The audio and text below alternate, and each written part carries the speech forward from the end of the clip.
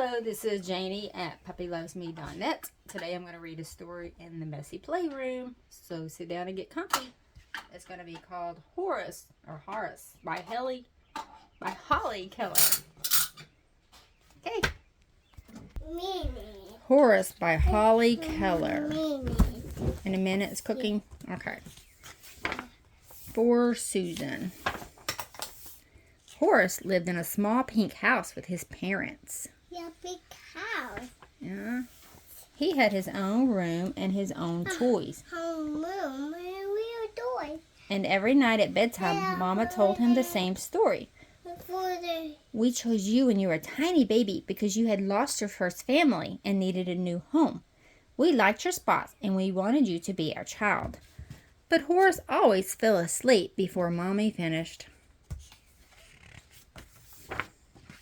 They were a fine family. Horace played checkers with Papa every night, and Mama knit him special slippers so his feet would never be cold. Sometimes when Mama made Horace eat his oatmeal and brush his teeth, or Papa made him wear his boots, Horace wished for different parents, but most of the time he was happy. Mama planned a party for Horace's birthday. All your cousins are coming, she told him. Mama made Horace's favorite stew. She baked a big birthday cake, and everybody sang. But Horace was sad. My spots are silly, he said, looking around the table, and I'm all the wrong colors. Later, he tried to turn his spots into stripes, but it didn't work. Then he cut some pictures out of magazines and hung them on the wall. That night, Mama tucked him into bed. She patted his back and told him the same story as always. We chose you when you were a tiny baby because you had lost your first family and needed a new one. We liked your spots and we wanted you to be our child. And as always, Horace fell asleep before the end. He dreamed about being someplace where everybody looked like him. In the morning, he stuffed some money and a few things into his pillowcase. He left a note on the refrigerator. It said, I'm going to find a family where I belong. The park seemed a good place to begin. A traveling carnival had set up near the duck pond, and he bought some cotton candy. He was glad not to have anyone there to remind him that he would have to brush his teeth. Then he got a ticket for the Ferris wheel. I'll be able to see everything from the top, he told the ticket man.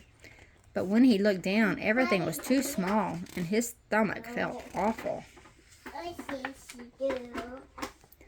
The carnival was crowded, so Horace took the boat across the pond. He hummed a little song to help him feel brave, and then he saw them, a big family, all spotted, just like him, was having a picnic under a tree. Horace sat down on a bench and watched. Come and play with us, the littlest one called when she noticed Horace sitting by himself. And Horace went to join the others. They spent the whole afternoon playing games. Horace had fun, and he liked his new friends. Time for one more game before we go home, the mama called. They played hide and seek. Horace hid behind a big rock. He waited and waited. The sun was going down and the air was chilly. Horace's feet felt cold. He thought about his slippers. He wondered if Papa was waiting for him to play checkers and if Mama missed him. Here he is, somebody finally shouted, but Horace didn't feel like playing anymore. Come with us, his new friend said. Horace shook his head. I want to go home, he said. Horace caught the last boat back across the pond. The carnival was all shut down, but Mama and Papa were there, and they were looking for him. In a flash, he was in Mama's arms. At bedtime, Mama told Horace the story again. We chose you when you were a tiny baby because you had lost your first family and needed a new one. We liked your spots, and we wanted you to be our child.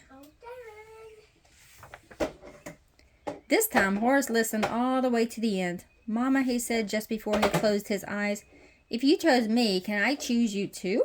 That would be very nice, Mama said. Then I do, Horace whispered, and he was asleep. The end.